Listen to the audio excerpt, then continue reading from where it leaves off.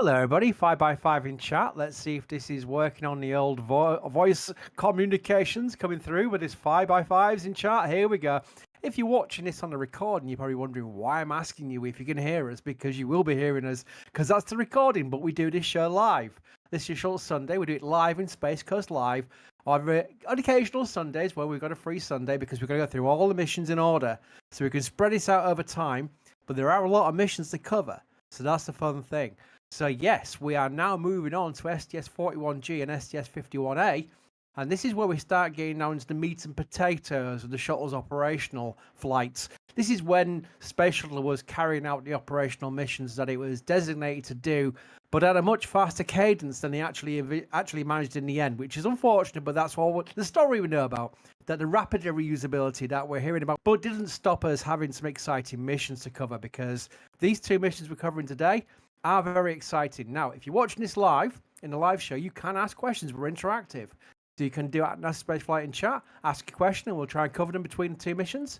But also, if you're watching this on recording, you have the comment section, and we do read the comments, so you can ask questions in the comment section once you're watching recording this video. But let me introduce who I got on with me, because thankfully, it's not just me talking. We have our resident shuttle expert, Sawyer Rosenstein. Hello, Sawyer. How are you doing? I'm doing really good. I mean, it is so good to be back with Shuttle Sunday. We've got a lot of firsts that we get to talk about on this one, so this is going to be a good one.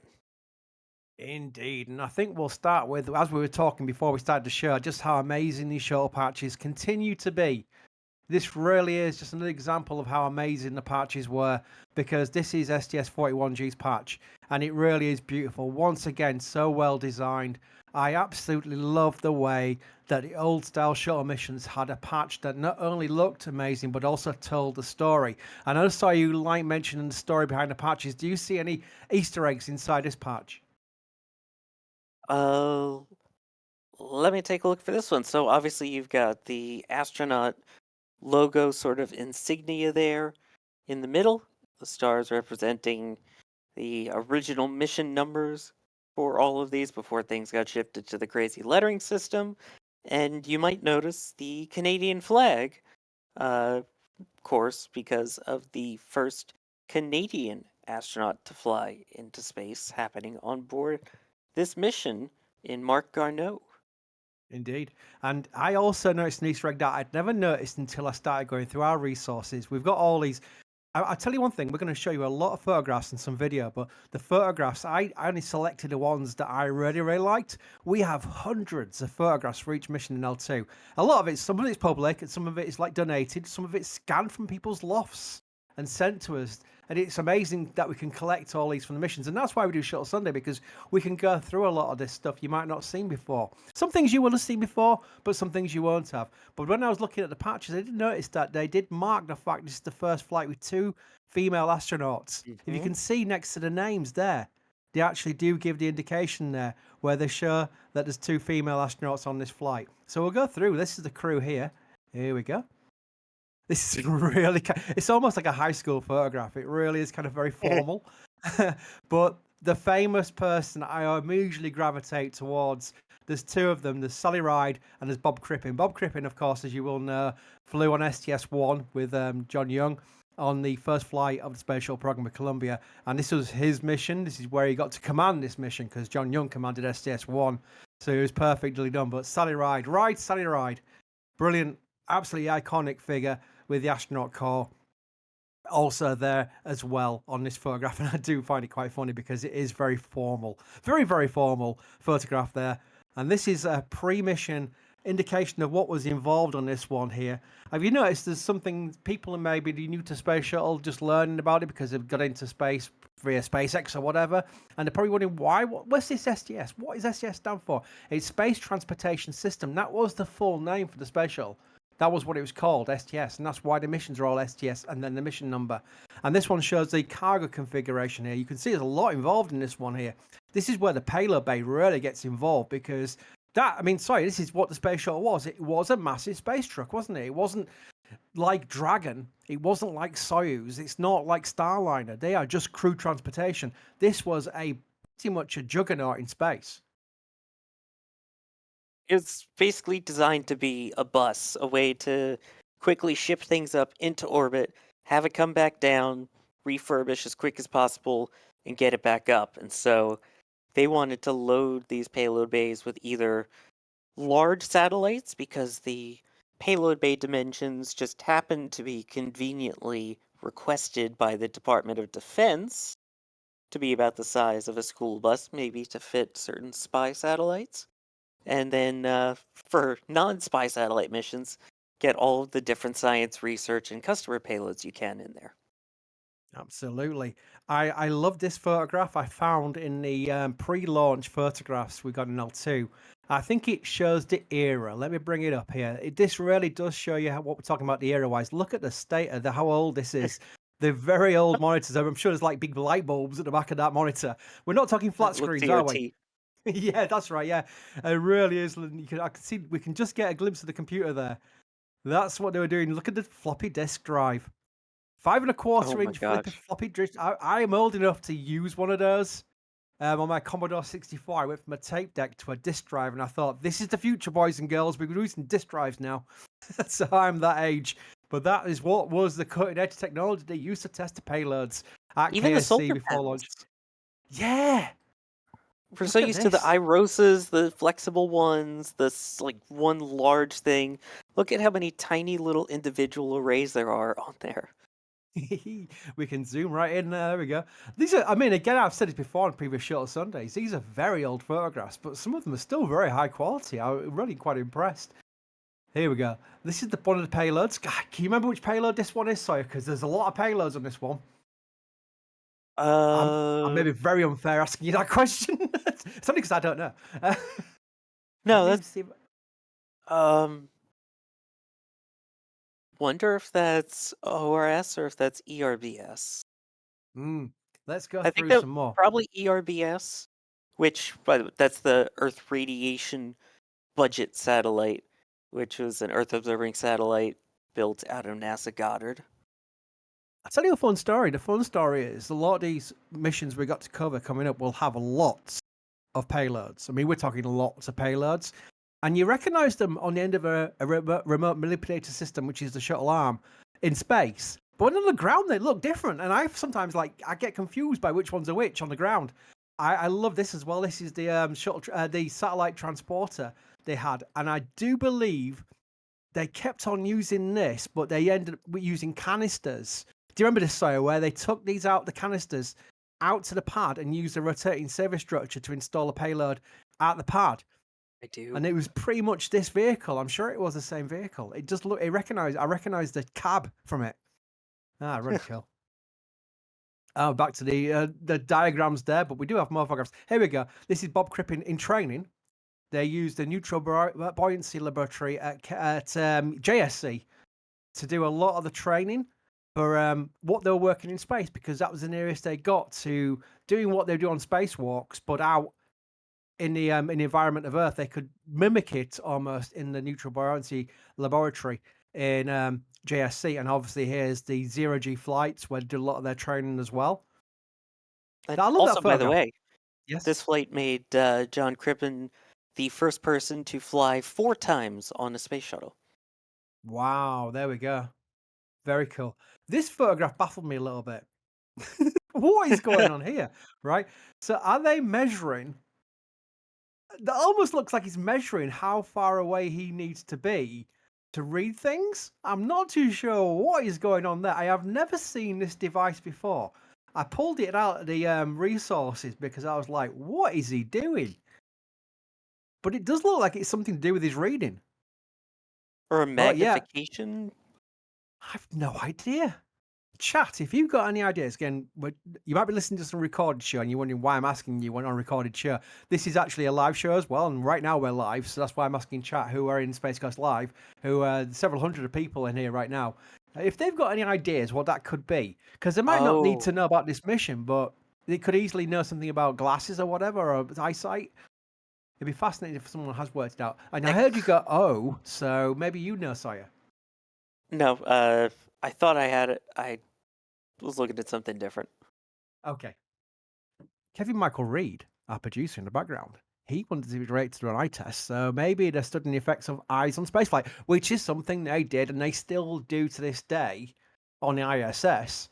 They do a lot of the eyesight tests because obviously the way the eyes react in zero G or micro G, to be more accurate, is very different, and they have been doing lots of studies into that, so maybe related. Oh, I'll tell you one thing: people who are watching this on a recorded stream may be able to answer in the comments section if they've got a good clue. How about some launch photographs? Yay! Yes. Here we go. I have to resize these photographs each single time my computer's playing up. There we go. This is the launch photographs, and we do have a video as well, so you see a lot more angles of the launch itself. But we always have some beautiful photographs. Again, these reflection shots are awesome. Let's bring this up. Look at this. It's iconic. I'm sorry. And people go, Chris, why do you like the space shuttle? And you have to admit the problems they had with the space shuttle were obvious. Many of them. But what a beautiful vehicle during launch. It really was stunning. And that's what got me into this entire space flight, was watching a shuttle launch. And it was Challenger's launch, would you believe? But I was stunned by how beautiful it was. And that's what got me interested. Which is a really weird story, I'm sure, to a lot of people, but it really was. It struck me, the blue skies of a launch, and I thought, wow, I've never really taken notice of the space shuttle before until now, and that's when I got into it. Beautiful, beautiful photograph, that. Another one there, obscured, someone by some exhaust. See the beanie cap, you can see the RSS here.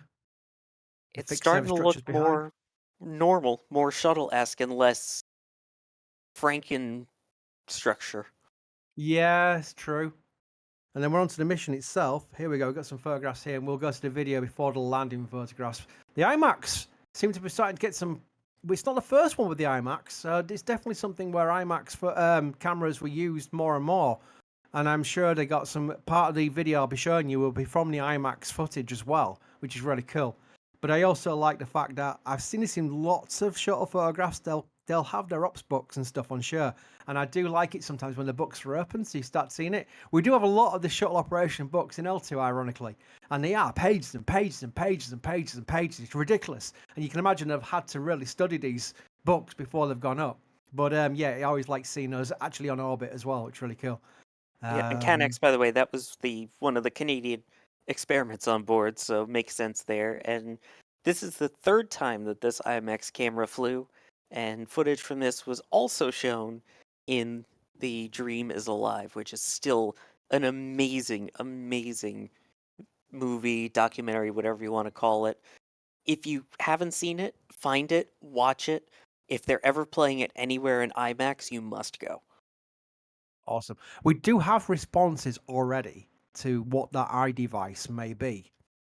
One is a measuring device, eye degradation, sorry, I can't read, was still a thing. They were studying effects. This was, for lack of a better word, a holder for exact measurements. There we go. That's from Astro Canuck Head. So well done. I think that's probably something that's more obvious the more I read it. So I'm going to go with that. And obviously, people are mentioning focal length as well, can be related to focal length. So that's something where we actually saw that in that photograph, which is really cool. See, I'm reading through the original press release for STS-41-G, and potential ones could be one related to space adaptation syndrome, so space sickness, basically. And then there was also one of using a sun photometer, which was also Canadian. I don't know, maybe they were testing it. Cool. Spot the astronaut. do you see the astronaut, boys and girls? Again, people watching the recording will be going, what was he talking to? We are a live show. I'll keep reminding you because people do. I've seen in previous.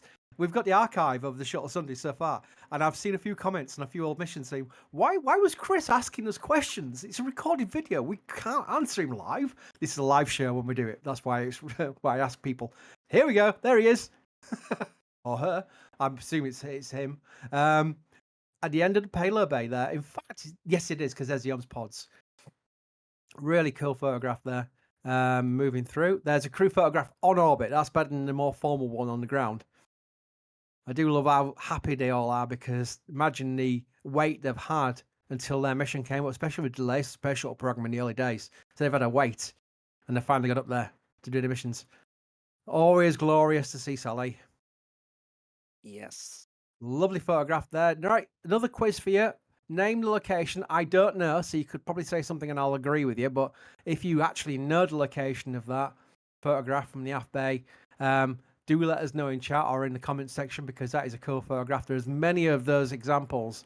There is one on a future mission coming up which actually goes over where Starbase is now, which is really cool. It's actually over Boca Chica, and it is kind of impressive to see that we've had people do photoshops where they show satellite photographs of Boca Chica now compared to what they saw in the space shuttle, and it's just night and day. It was a beach and a few houses. Now it's like a complete production site and a launch site. Everyone's saying Egypt. There we go. And they're seeing the Nile Delta. So there we go. Oh, yes. Good call. See, I could probably rotate that 90 degrees and make a lot more sense, wouldn't it? Yeah, there we go. Yeah. So that'll be it. Right, cool. There's one of the payload deployments. Upside down astronauts. Yay. Again, this is where they have the handrails, and you'll notice the handrails on the side of the Space Shuttle payload bay are not dissimilar to the handrails they have on the ISS when doing spacewalks there.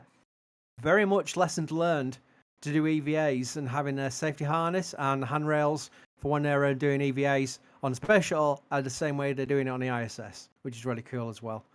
There we go. There's another one. There's the actual shuttle arm. That's a remote manipulator system, which I can always struggle to say. With a camera on the end so they could see where they're pointing at.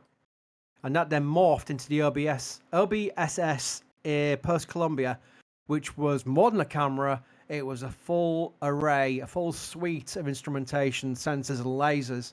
And that's what they used to inspect the Space Shuttle TPS to make sure they were clear for entry. And by the way, the reason for the actual spacewalk there, what they were working on is a test of an orbital refueling system. Oh, It was the feasibility to see if they could, say, have a satellite that's up there that has no fuel, dock it to the shuttle payload bay, and then use that orbital refueling system to refill the satellite and redeploy it.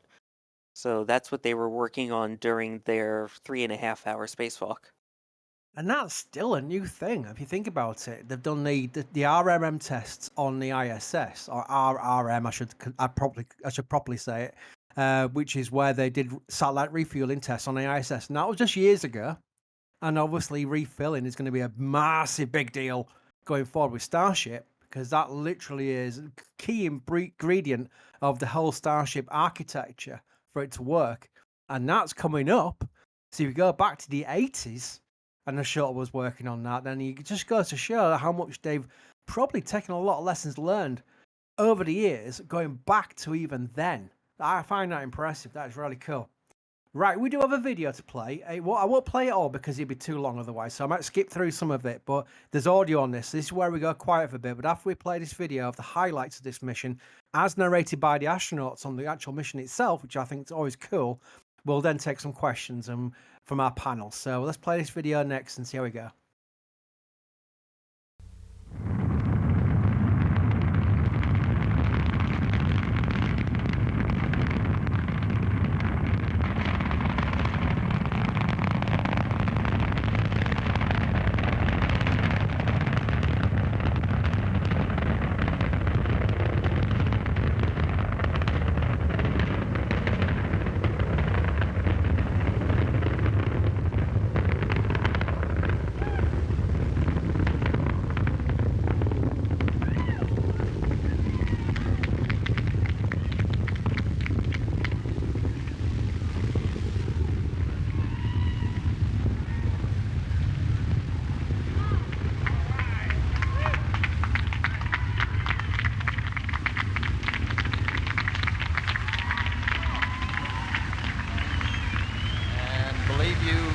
Sitting on top of it, it's even more thrilling than that.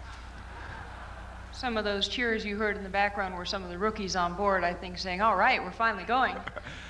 There come the solids. That's a little over 2 minutes after liftoff, and they fall back in or parachuted in the ocean. It takes from liftoff about 8.5 minutes, and you're going 17,500 miles an hour, and that's one heck of a ride. I'm going to introduce you to that crew of 7 that Mr. Beggs indicated. This is my pilot, John McBride. There's a poor old CDR over there trying to mind the store. Our Canadian, Mark Garneau, one of the payload specialists we had on board, did a fantastic job. Mission specialist, Dave Elisma, another Annapolis graduate, by the way. Kathy Sullivan. The oceanographer we had with us, Paul Scully Power.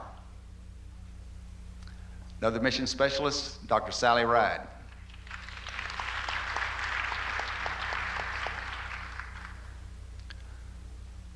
This shows Sally picking up the satellite that we deployed, called an Earth Radiation Budget Satellite. We used the arm to lift it out and deploy it, and this was the first of our trials on orbit. It has a couple of solar arrays, and the first time that we tried to deploy those arrays, things didn't function exactly normal. And then later on in the day, with a little persistence, they did function well, and you see both arrays deployed there, the silver panels up to the top. They will power the spacecraft through what now is estimated to be perhaps a 7-year lifetime. Actually, those arrays, we did run into some kind of problem, which was probably thermal associated, and the persistence of the ground coming up with new ideas to way to warm it up, and Sally stroking it nicely with the arm, it managed to get out. And this shows the deployment sequence as she pulls the arm away. Big John McBride backs the shuttle away from the satellite, and the satellite was essentially motionless after that deployment, and they had been concerned about having to expedite turning on its attitude control system, and that was completely unnecessary because the shuttle does such a nice job of deploying it. And the satellite is up and functioning well. We fly the vehicle not only from up forward, but back aft. Most of our on-orbit operations are, when we do fly the shuttle, are done from the compartment where John is. This shows Mark Garneau assembling a very sophisticated photographic apparatus called, in his terms, OGLO. It's a high-resolution image intensifier that looked at this aft end of the shuttle and looked at how it glows in the low Earth's atmosphere. And here you see the shuttle passing at about the same rate that we observed it out the window across the Nile Delta. And as we progress through the film here, you'll see other probably familiar areas around the Red Sea. And that gives you somewhat a feel of the rate that you go over the Earth at about 120 nautical miles. There's the Sinai Peninsula, the Gulf of Aqaba, and the Gulf of Suez. The films really don't do it justice. The Mark I human eyeball is probably the world's best image sensor, and the slow but superb analog computer of the brain does a great job. This is Mark exercising another one of his devices. It's a photometer looking out a side hatch window that we have that passes UV that he was trying to study.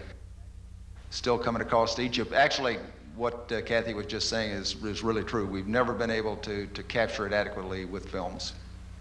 We had quite a sophisticated array of other experiments in the payload bay, and we'll be looking at them here in some detail. What the panel you see folding aft towards the vertical fin right now is the one leaf of the imaging radar antenna that operated almost continuously during the remaining 7 days of the flight. And all of us were involved at various times keying sequences into the computer and keeping that running.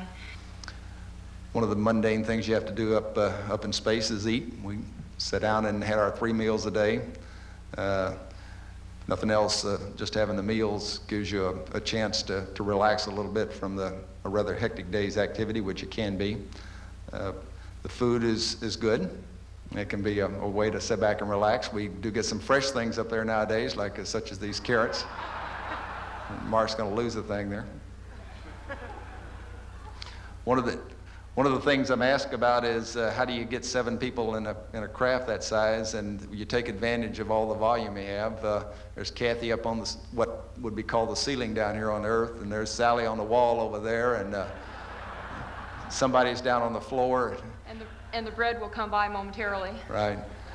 If you kind of get the idea, if you look around the room, look above your head at all the volume that's being wasted in here. In 0G, we'd have all tables everywhere.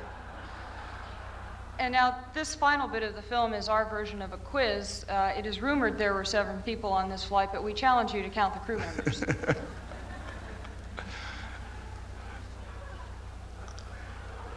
Don't quit yet, keep counting.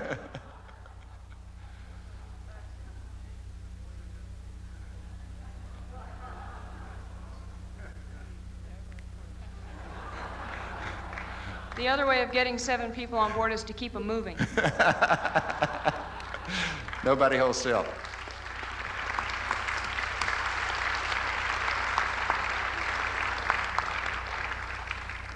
Commander was obviously out of control again.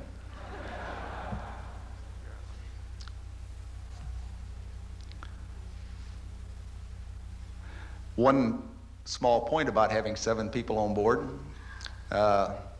that was the size of the original astronaut group for Mercury 7, and we tucked them all in one spacecraft. That was Josephine, which was giving us a little problem. We thought weather-wise for landing. Crippen had had some problems trying to get back into the Kennedy Space Center, but fortunately the weather cooperated for me this time.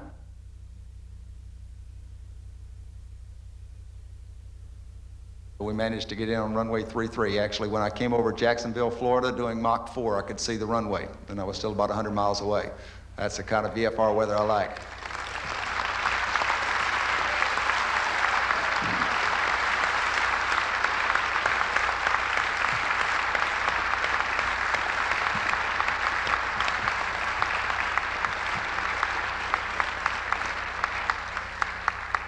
For those pilots in the group, it's a nice flying vehicle. It really is. We touched down and stopped a little about 3,500 feet remaining on our 15,000-foot runway, and all we did was moderate braking, so there was no problem trying to get on that size runway, as we've proven in the past.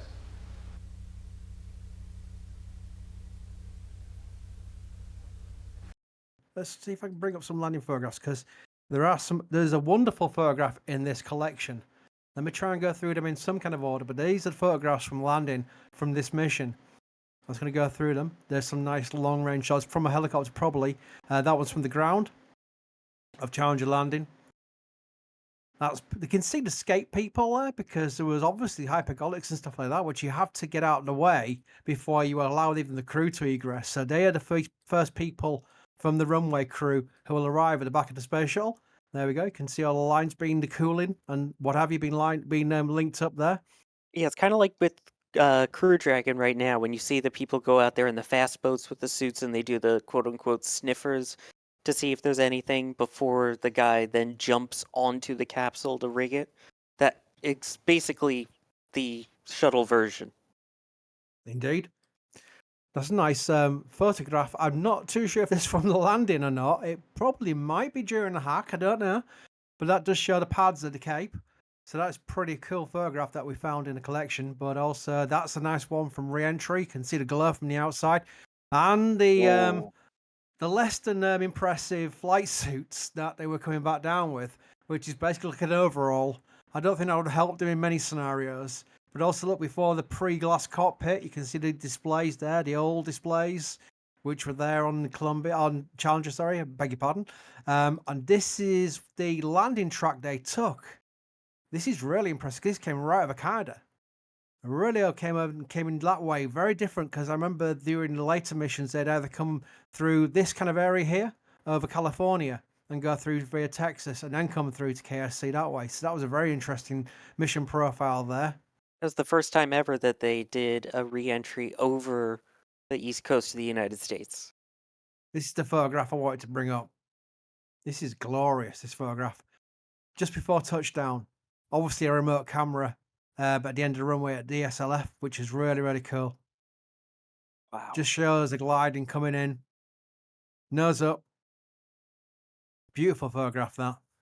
Majestic. And yet those tiles on the underbelly after this mission told a different story.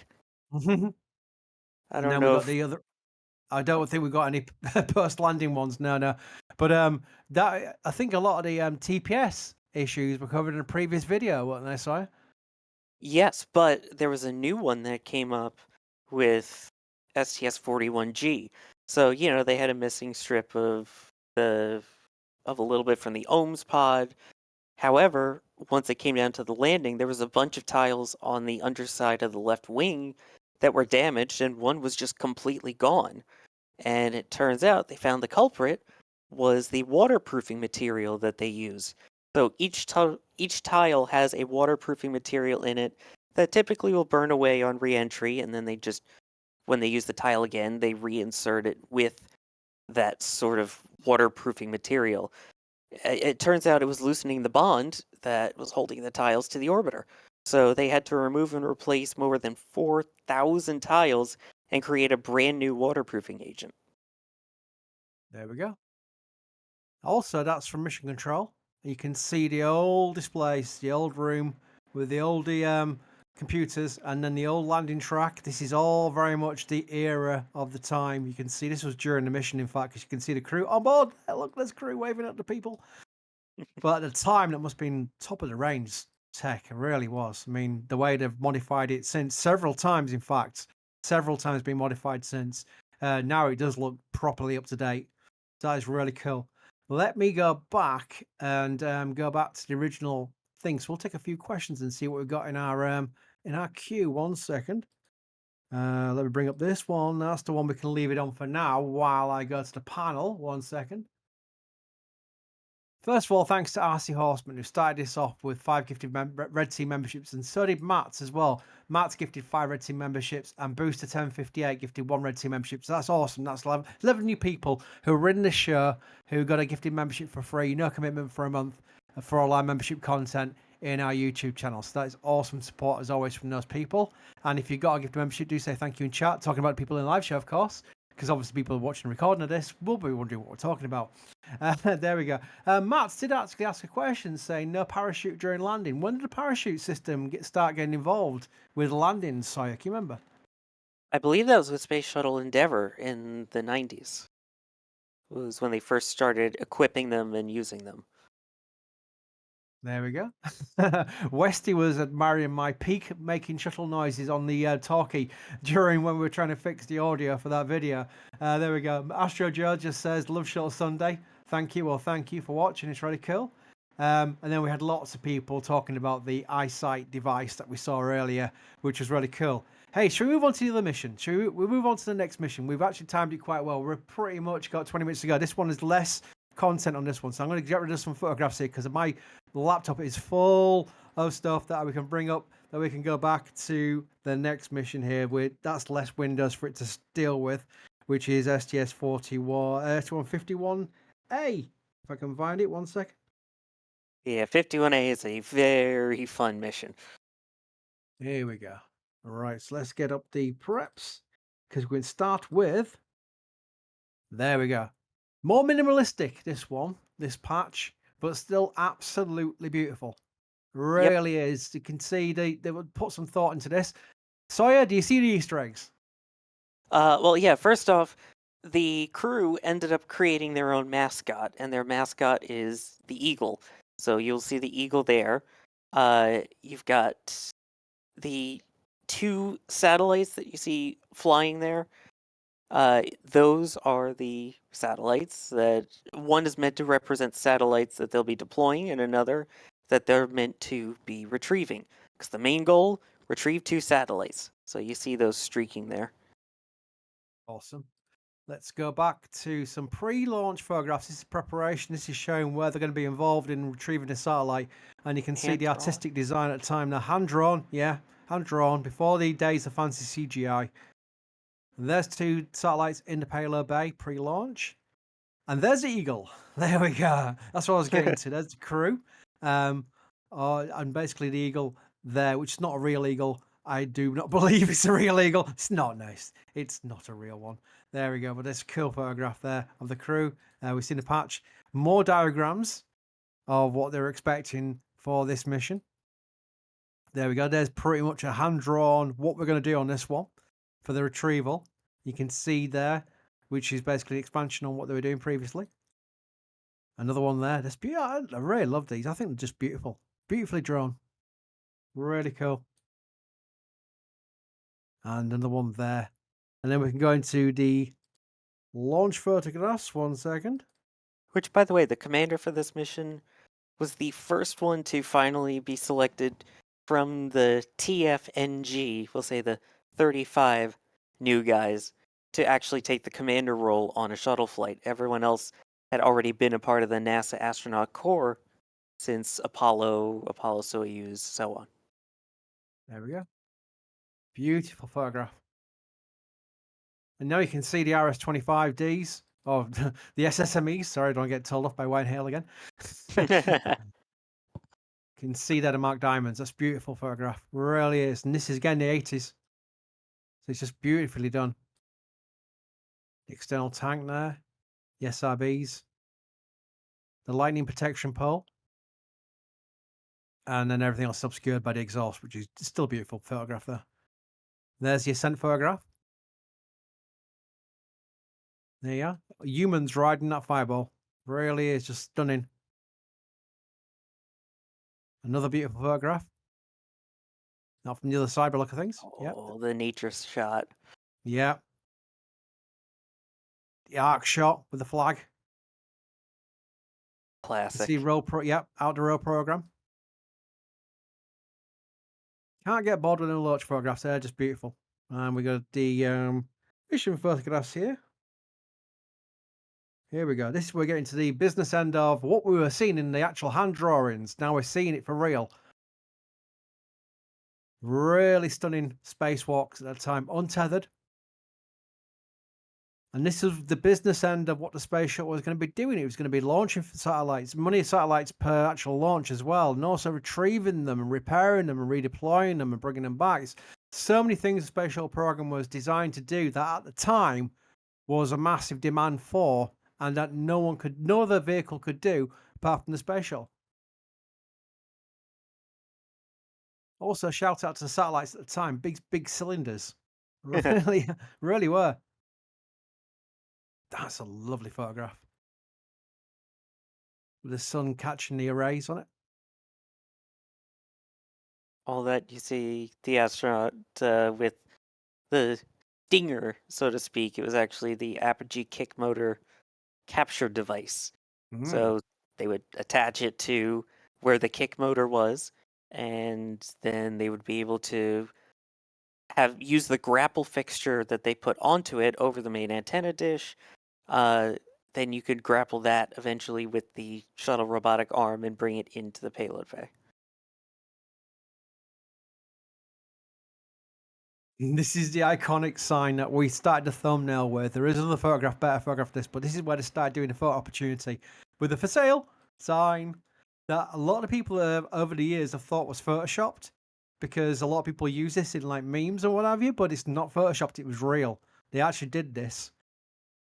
And that's the one from the outside where they basically say, for sale, do you want to buy a satellite? Nice little bunk shot there. There's inside the payload bay. Here we go. We'll get some signs here. Eagle flies high. 51A. 2 up, 2 down. Yeah. Ace Reaper Company. The sky's no limit.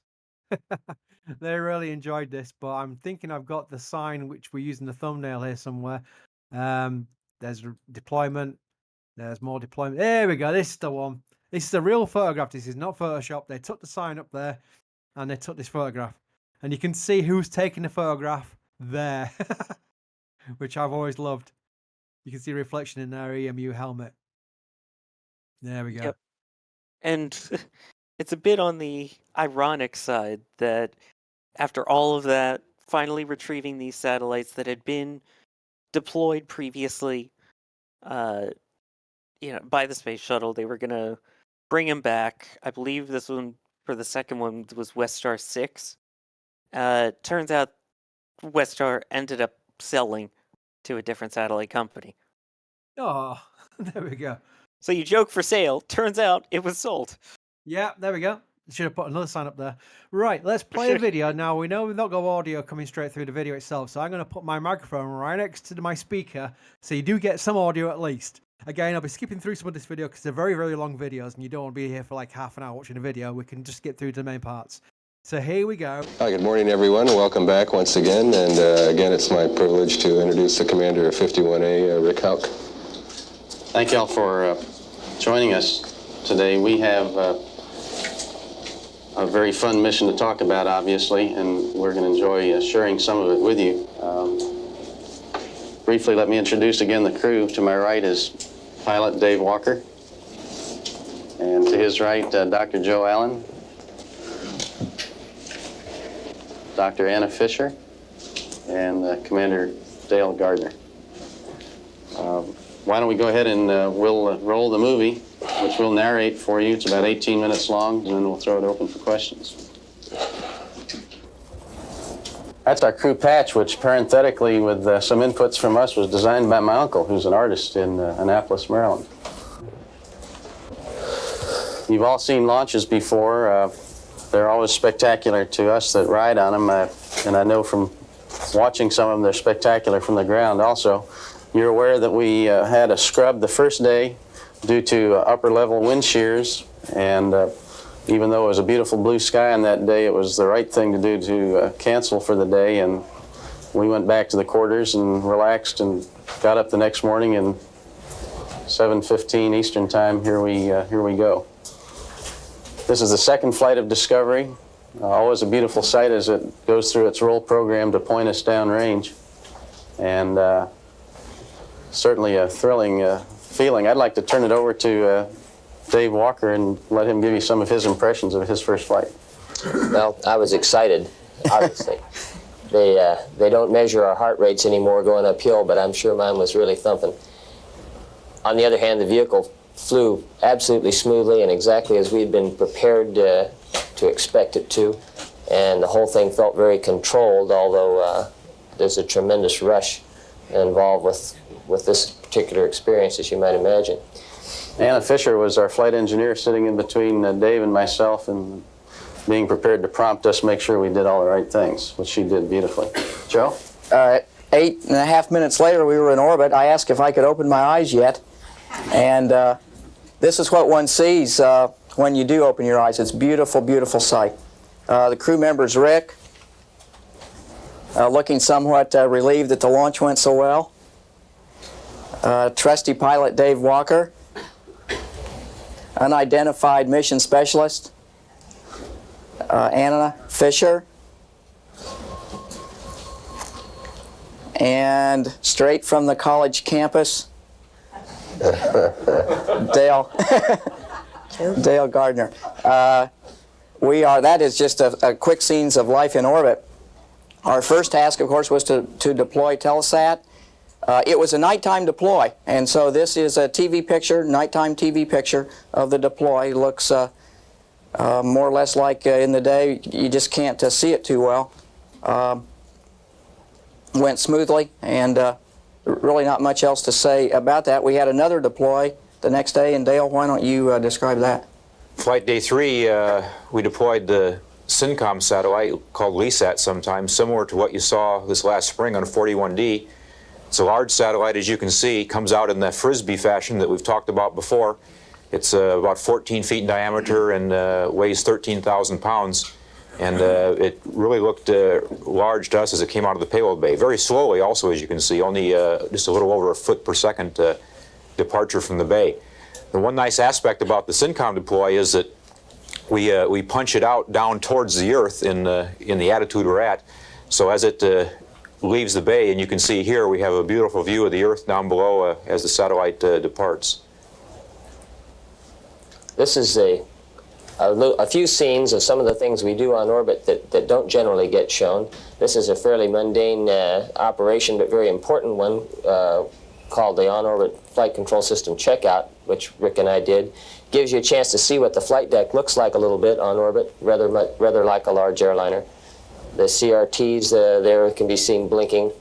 And from there, we're going to show you a little bit of the middeck. This actually was taken by Dr. Allen with Captain Hauk pushing him along as he held our movie camera in front of him, going down into the middeck, and you can see the portable foot restraints that we attached to enable us to stay put, our treadmill that we use for exercise, and some of the lockers. That particular one that's open contains in-flight maintenance equipment, which Eagle Electronics used. And over on the starboard bulkhead of the middeck, you can see the sleep accommodations, which I think I'll let Dr. Fisher discuss a little bit about the rest of the middeck area. Well, in this particular sequence, we're showing how we prepare a meal, and we divided these tasks up among all the crew members. Dale usually wound up doing breakfast because nobody was quick enough for him.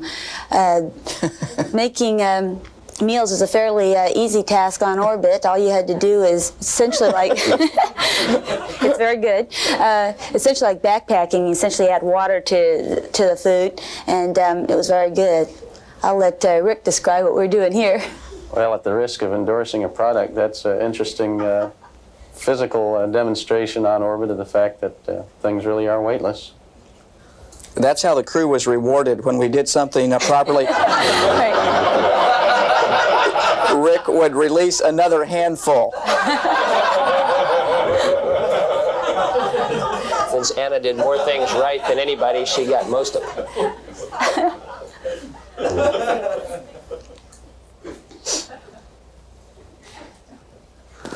You can see it is a rather dreamlike world, both awake and sleeping. This is Dave in the upper bunk after the first EVA.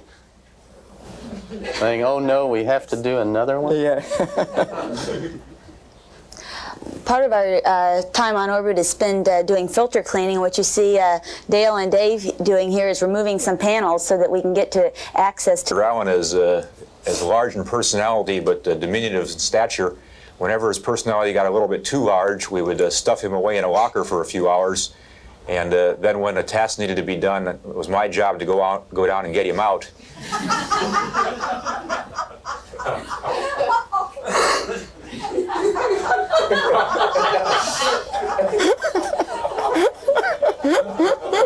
This was a somewhat unpleasant task for me, but Joe seemed to like the freedom at times. And the hard part was putting him back in there again later once we got it.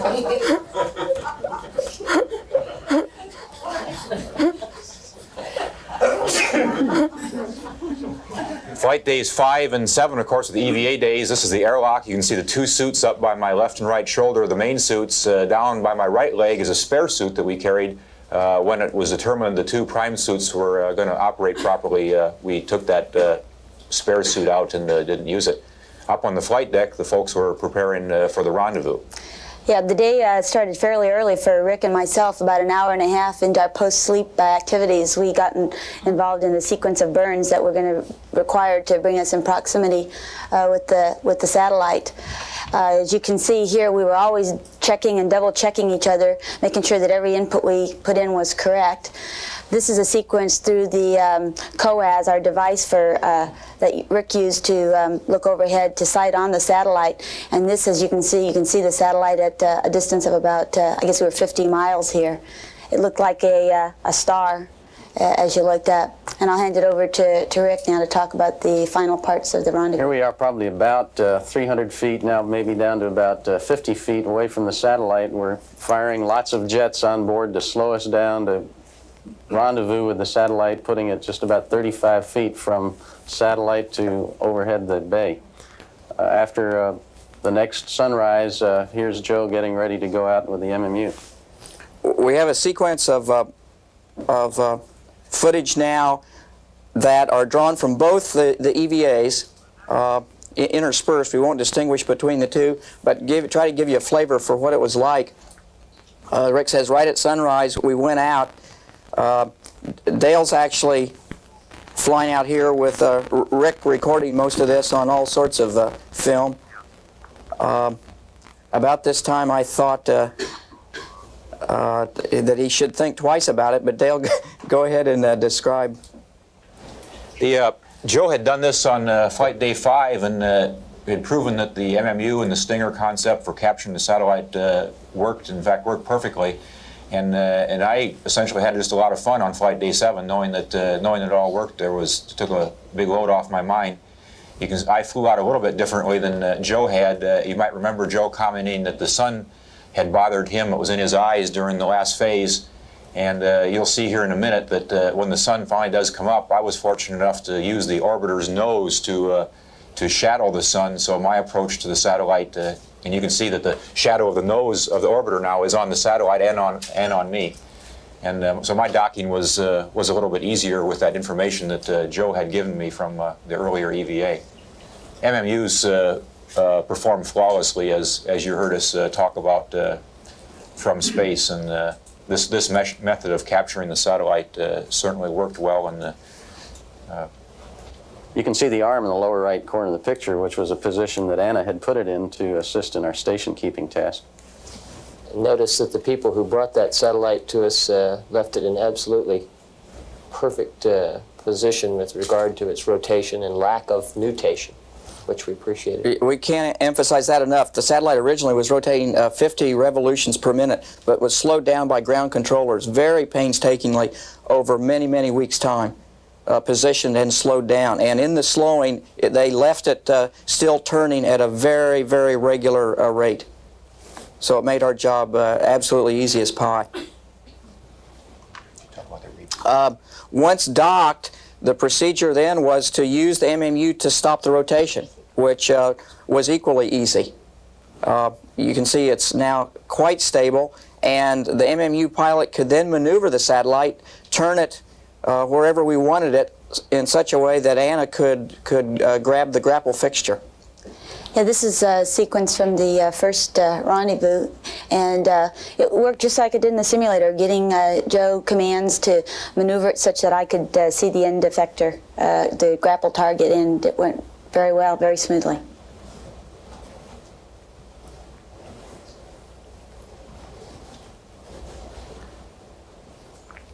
From an MMU crewman's point of view, it's interesting to see the large arm coming up right over your shoulder to suddenly grasp the satellite.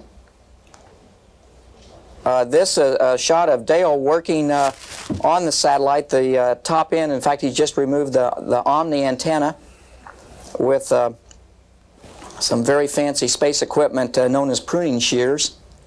That was about the last nominal portion of that first EVA. Here we see where we first learned as a group that the common bracket clamp, which Dale has in his hand, was not going to fit at the appropriate place, which was on the common bracket on the satellite. Let's parenthetically emphasize that that was a very well-designed piece of equipment by folks here at JSC, and unfortunately we just didn't have the information available to us that would tell us that it would not fit. And it's appropriate to add here that we had enough pre-planned contingency operations available to us that again had been developed not by us but by the whole team to carry us through, and we went to Plan B, as we called it at that point. David was the keeper of Plan B. Dale and I had not the vaguest notion of what it was, but we were confident that in his plans Dave could direct us. And the first step, he directed me to come off the Stinger, fly the MMU back to its storage place in the orbiter, and then prepare to hold the satellite at the antenna end while Dale worked on it. You get an idea of the flying qualities of the MMU here. It is as smooth as glass to fly. You just can put it wherever you want it, turn it as you want it. Interesting, you see here the reflection in my helmet of the bulkhead. You see the two windows through which the three other crewmen were working, or behind which they were working, and in fact, here at the last you can even see the movie camera that Rick has pointed out the window taking this movie. The bright spot on the bulkhead is the light that we use to illuminate the work volume out in the payload bay during the nighttime passes. About this point we said, well, you can see Dale working in the back, by the way. That's a good shot of him showing the teamwork involved, getting that foot restraint ready with some tool boards and so on, so that we can press on to the next task. Meanwhile, Joe is getting ready to doff the manned maneuvering unit and go to put himself in the portable foot restraint, which is forward of where you could see there. And here he is now, and he's supposed to talk here, but I'm going to say first that this was not easy for Joseph. He worked very hard for a long time here, and both of the EVA crewmen worked very hard during this particular phase of it. We were all very, very concerned that this part went well, and fortunately it did. You can see, though, that the satellite, although it weighs about 1,200 pounds, is only massive in orbit. It's not heavy, and you can move it to wherever it needs to be moved. The most difficult part was you could not tell really where you were putting it. And so we relied totally on directions from Dave most of the time, Anna occasionally, as to where it should be moved. and they would just say over your head or more to the right, and we tried to be very careful that we were not moving it to a place where it would hit the side of the orbiter or a piece of equipment on the orbiter, lest it be damaged. Joe was bringing the satellite back down into position for me to put the shower cap, as we called it, was a cover that we put over the nozzle such that small particles of that were inside the rocket engine would not contaminate the payload bay. Here I've attached the adapter, that interface that will allow the satellite to go into the payload bay, onto the satellite, and I'm torquing down one of the 9 hard dock latches that we had to use in order to form a tight fit between the satellite and that adapter. Now Joe has handed the satellite and adapter combination to me. I'm holding it, and he's going to go around to get in position for us to berth the combination into the bay. And it worked. It worked. It shows a photo of the 2 satellites and a little advertisement there. We had to several times after flight day 7, when both were in the bay, go up to the windows and just look back there to make sure both satellites were there. There were times when none of the 5 of us really believed that we'd actually pulled it off, and it was certainly comforting to look back there and see both those satellites staring at us. Well, in the words of an old philosopher, it ain't over till it's over, and I guarantee it's not over yet, because we still have to land. And here we are at runway 15 at the Kennedy Space Center. Good calls from the folks in the air and on the ground. John Young, weather pilot. The weather was good to the north, so we landed with a slight tailwind. And coming down here at 300 feet, Dave deployed the landing gear. And the orbiter flew beautifully, just as we trained for it to fly in the shuttle training airplane. Look at the vortexes being shed off the wingtips there, and when we touch down, you can see how the smoke from the tires gets caught up in those vortices. Real pretty picture. Touchdown was at about 190 knots, I understand about 2,700 feet down the runway, and we used a total of 93 to 9,500 feet of runway during the rollout. It was very nice for us to come back to the Kennedy Space Center. All of our families were there. Of course, it's nice for the program that we got back there also to reduce turnaround time. There we go. That was actually, there was too much to show there, which I didn't want to edit out.